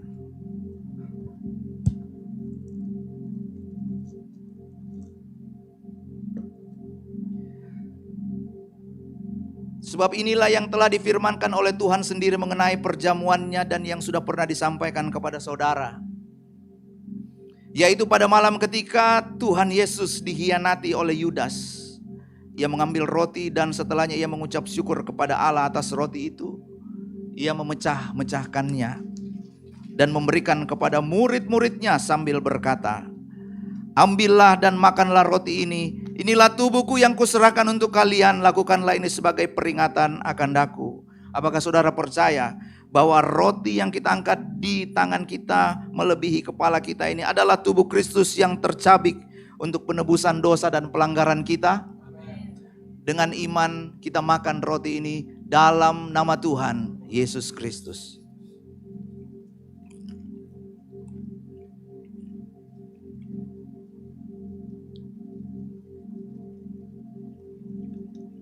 Aku percaya tubuh Kristus memberikan kesehatan di dalam kehidupanku. Aku percaya tubuh Kristus membuat aku kuat untuk menjalani hidup ini, untuk berjalan kepada tujuan-tujuan Tuhan. Mari kita siapkan cawan anggur di tangan kanan kita.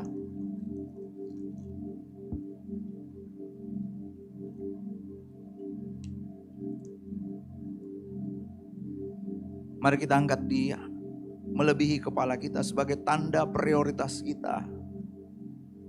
Darah Tuhan, darah Yesus yang tercurah di kayu salib. Sesudah makan dengan cara yang sama ia mengambil cawan anggur dan berkata, cawan ini adalah perjanjian baru antara Allah dengan kalian yang telah diadakan dan dimateraikan di dalam darahku. Lakukanlah ini sebagai peringatan akan daku setiap kali saudara meminumnya. Sebab setiap kali saudara makan roti dan minum dari cawan ini, saudara sedang memberitakan kematian Tuhan. Bahwa ia telah mati bagi segala pelanggaran kita. Dan ia telah bangkit pada hari yang ketiga untuk membuat kita memperoleh hidup yang kekal. Lakukanlah ini sampai ia datang kembali. Apakah saudara percaya bahwa cawan anggur yang ada di tangan kanan kita ini, yang kita angkat melebihi kepala, adalah darah Kristus yang tercurah untuk menyucikan kita dari segala dosa? Amin. Dengan iman kita minum bersama dalam nama Tuhan Yesus Kristus.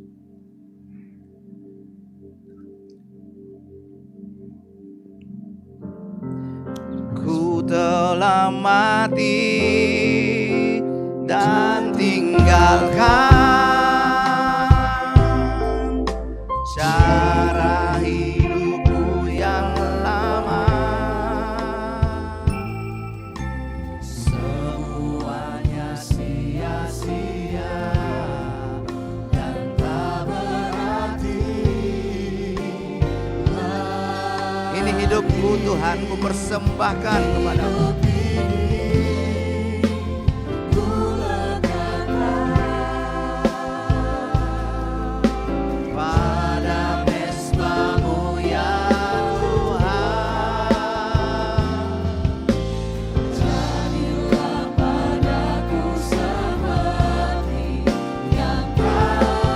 Sekali lagi mari kita angkat kedua tangan kita dan sama-sama kita nyanyikan. Ku telah mati, jadi takkan cara hidupku yang semua yang sia-sia kami mau tinggalkan. Sebab yang berharga adalah korban Kristus di kayu salib.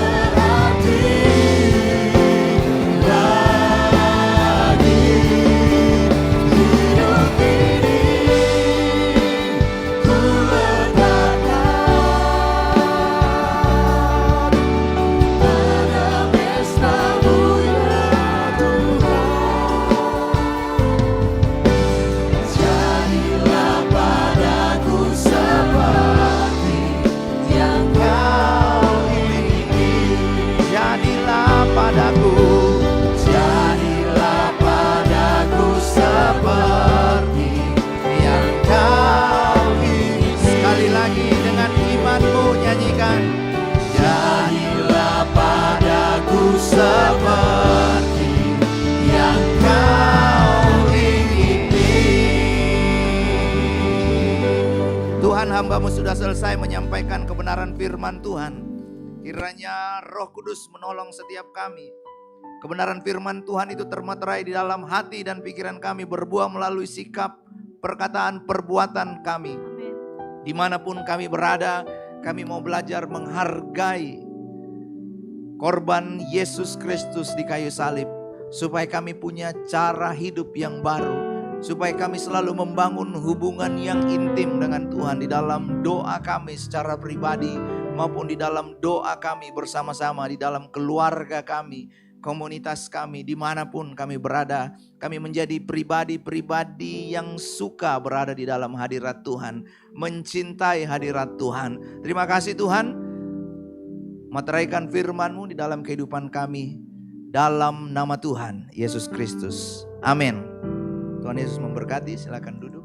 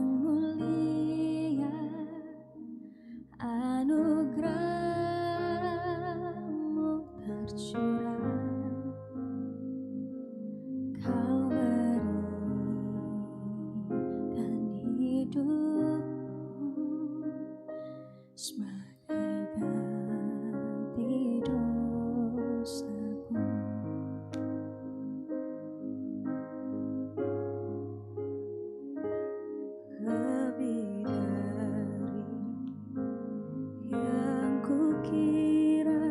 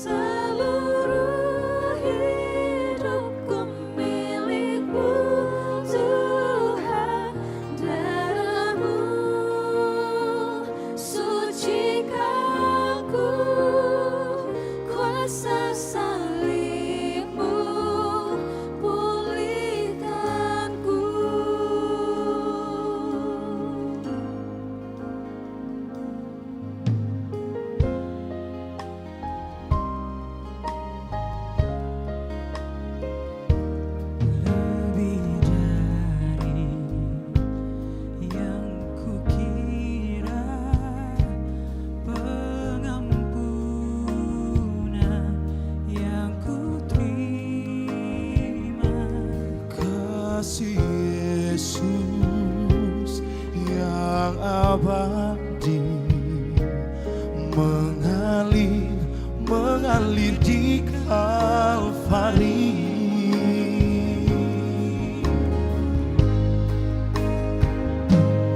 Oleh karena salibmu, seluruh hidupku milikmu. Darahmu sucikanku, kuasa salibmu pulihkanku. Oleh karena salibmu, seluruh hidupku Tuhan.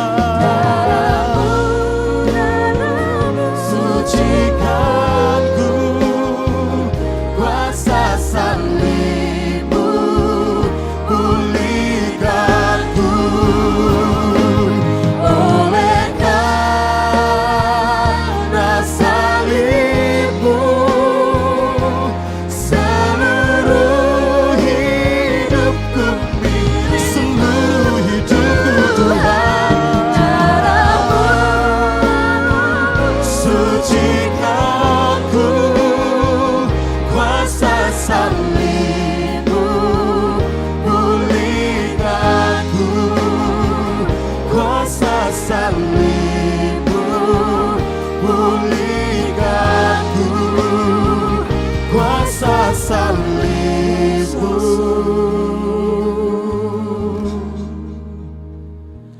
pulihkanku.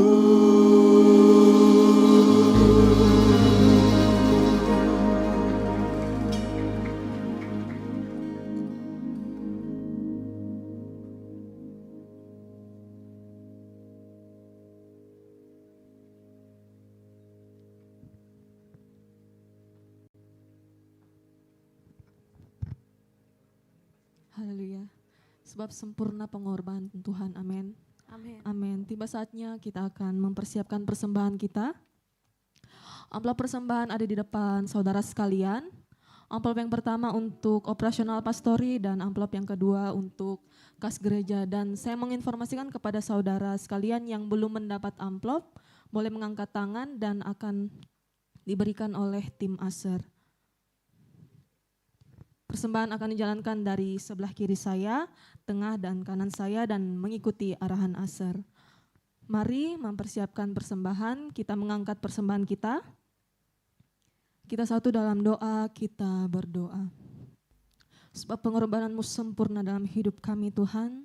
Terima kasih Tuhan buat karya salibmu yang menebus kami. Saat ini Tuhan kami diberi kesempatan untuk memberi yang terbaik bagimu. Biarlah apa yang kami beri Tuhan Engkau tilik dari tempat yang maha tinggi Tuhan. Biarlah Engkau memberkati setiap tangan-tangan yang memberi Tuhan. Biarlah yang masih ada pada kami juga Tuhan Engkau tetap memberkati.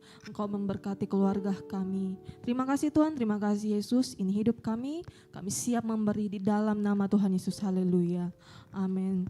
Jemaat Tuhan selamat memberi, Tuhan Yesus memberkati.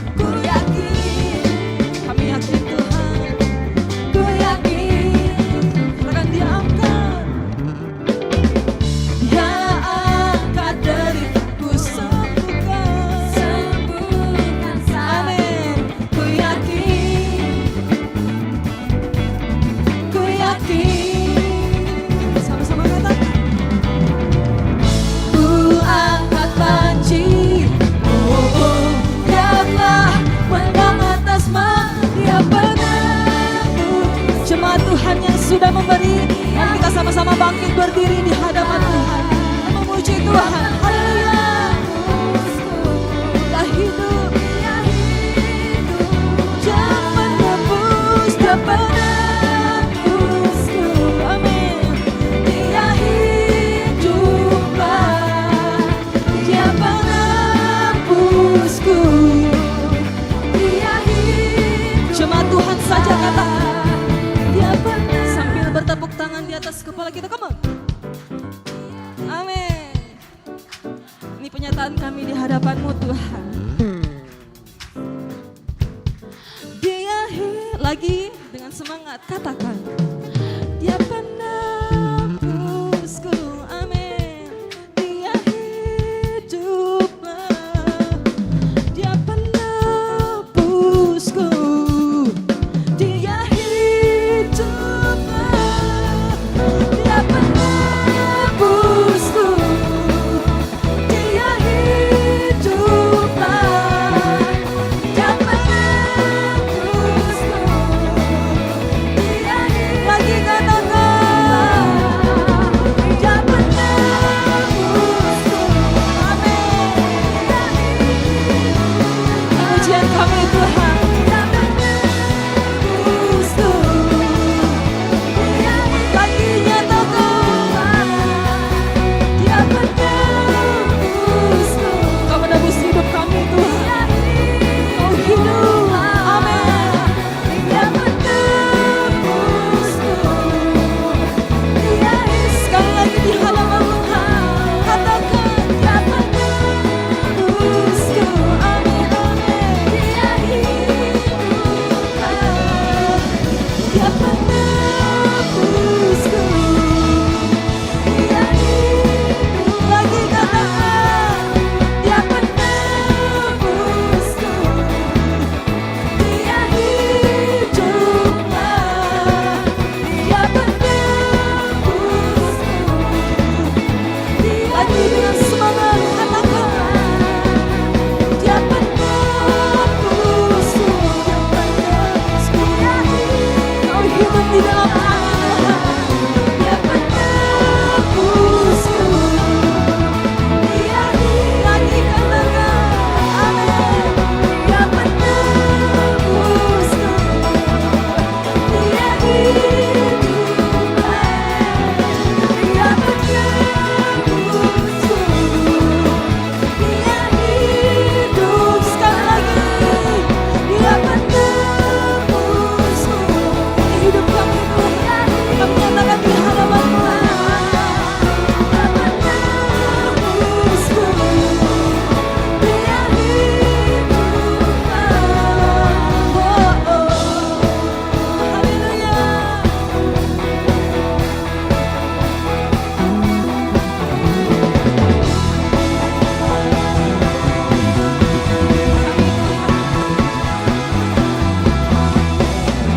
Sorak yang meriah buat Tuhan yang dahsyat, yang menebus hidup kita. Haleluya. Haleluya. Haleluya. Haleluya. Silakan duduk, jemaat Tuhan sekalian.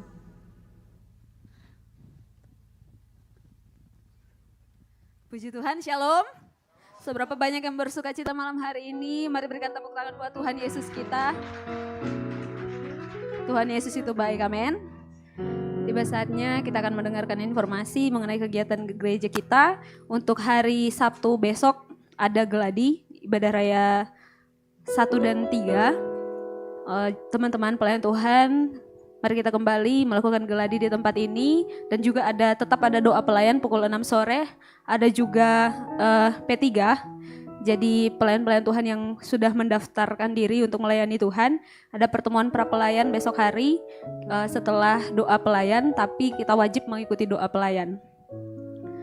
Dan informasi yang selanjutnya, kami mewakili gembala dan jemaat Tuhan di GBI Oikumene mengucapkan selamat datang buat jemaat Tuhan yang baru pertama kali hadir di GBI Oikumene. Kami sangat bersuka cita bisa beribadah bersama-sama dengan Bapak Ibu Saudara sekalian. Oleh sebab itu di sebelah kanan dan kiri Bapak Ibu Saudara sekalian ada pelayan Aser. Mereka membawa form selamat datang. Jadi khususnya untuk jemaat Tuhan yang baru pertama kali hadir di tempat ini, silakan meminta kertas form selamat datang ini, kemudian diisi, lalu nanti bisa ditukarkan dengan souvenir yang telah disediakan oleh gereja. Nah, mereka juga, pelayan ASER juga membawa form pokok doa. Apabila jemaat Tuhan, Bapak Ibu Saudara sekalian punya pergumulan yang ingin didoakan secara bersama-sama atau punya kerinduan untuk didoakan, bisa juga minta form pokok doa. Kita akan doakan di setiap hari Selasa dan hari Jumat di doa Pondok Daud di tempat ini. Dan Bapak Ibu Saudara sekalian juga kalau rindu untuk berdoa bersama-sama juga bisa bergabung bersama dengan kami di tempat ini hari Selasa dan hari Jumat pukul 3 sore. Untuk ibadah hari Minggu kita ada ibadah 3 kali, jadi jam 9 pagi, setengah 5 sore, dan juga jam 7 malam. Dan untuk Bapak Ibu Saudara sekalian mungkin jangan dulu setelah selesai ibadah ini kita masih ada fellowship, kita makan bersama di bawah. Jadi Bapak Ibu Saudara jangan dulu pulang, kita makan dulu bersama-sama di bawah supaya kita pulang dalam keadaan yang full gitu. Sudah terisi secara rohani, perut kita juga kenyang, kita penuh dengan sukacita, amin. Mungkin itu saja informasi buat kita semua, Tuhan Yesus memberkati.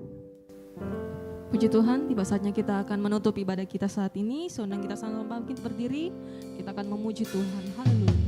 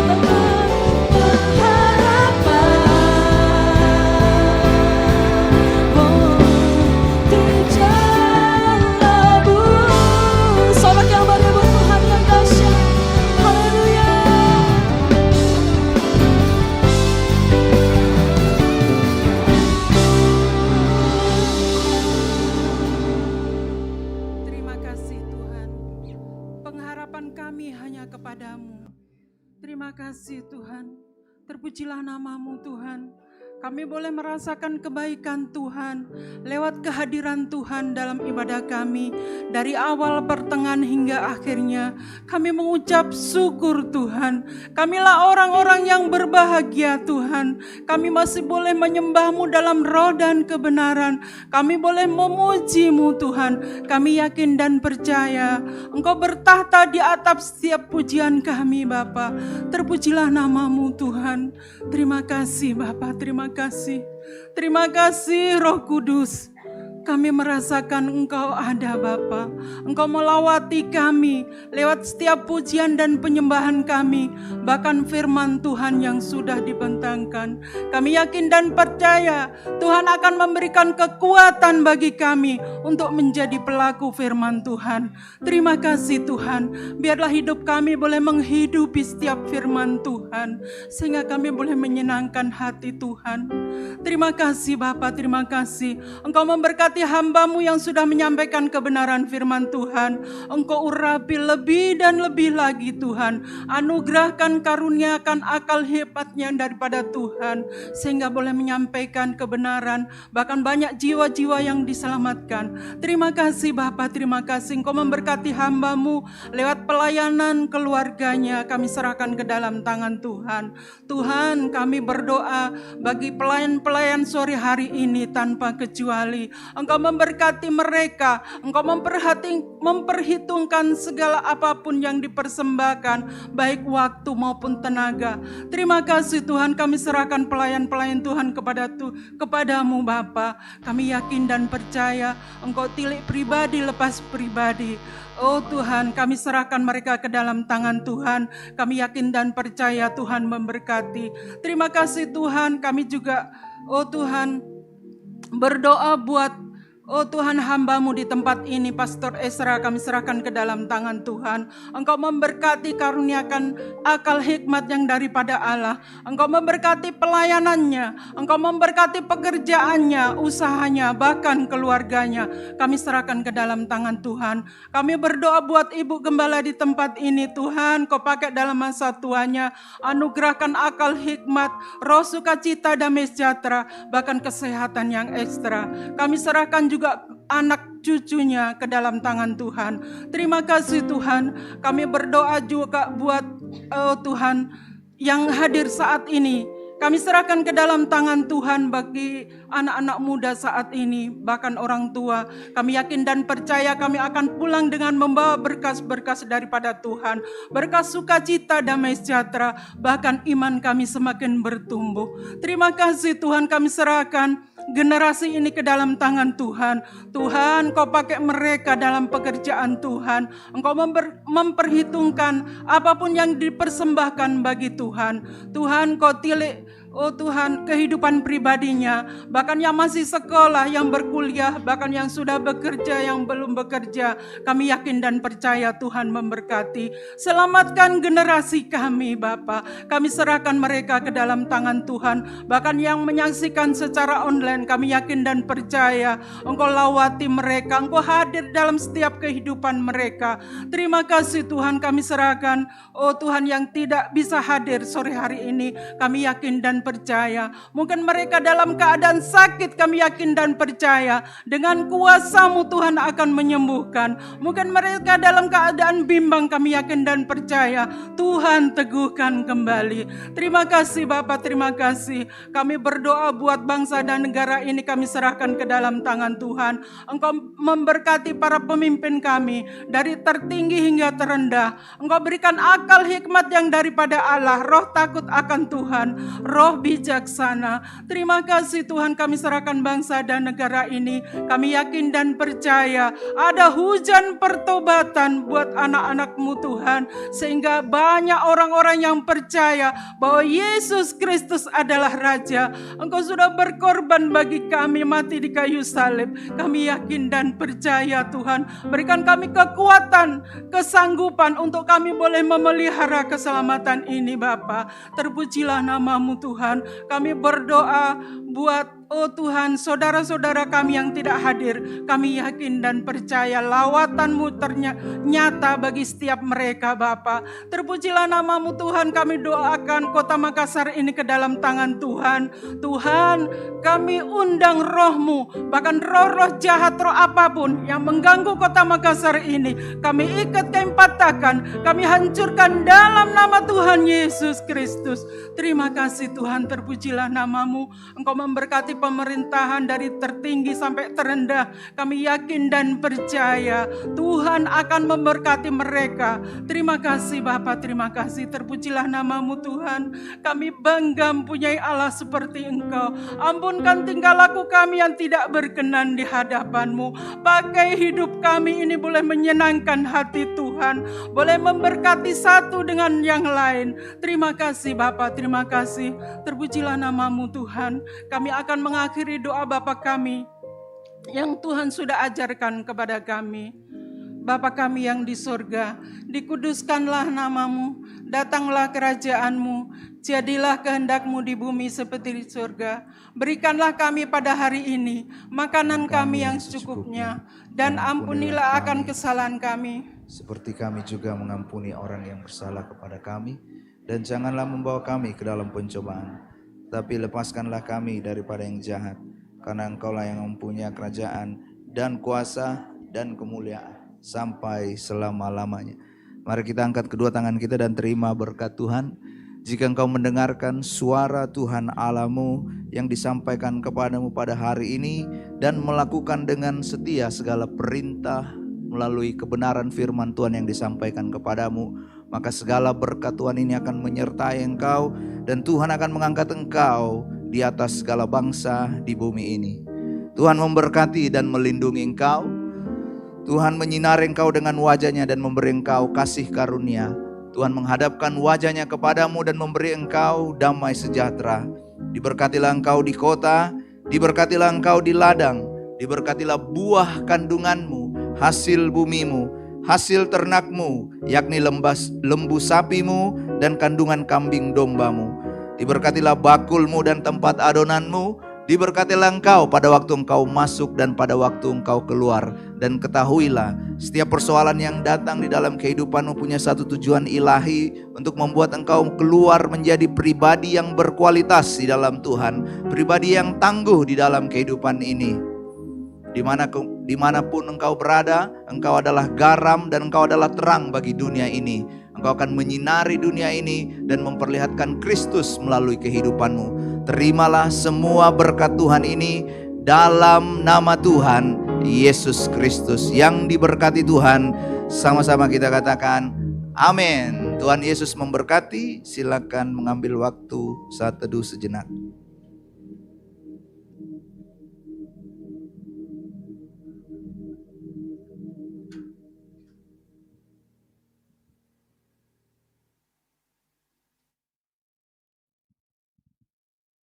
Baik, untuk Bapak Ibu, teman-teman yang rindu untuk didoakan bisa tinggal